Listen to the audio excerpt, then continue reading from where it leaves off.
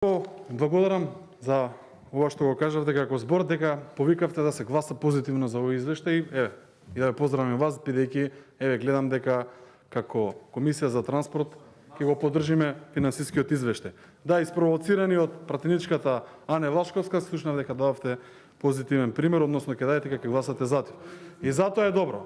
Но само да ви кажам што е различно помеѓу оваа пратеничка група и минатиот состав. Што овие извештаи за 2019-2012 воопшто не се ставале да се разгледуваат. Тоа е проблем. И доколку комисијата бива претходно водена од коалицијата ВМРО-ДПМН, вие како мнозинство сте можеле да предложите било која точка. Но 2 години не се разгледувало ништо. Затоа има разлика. Ние како пратеничка група ќе ги ставиме сите можни акти да се разгледуваат и не бегаме од ништо.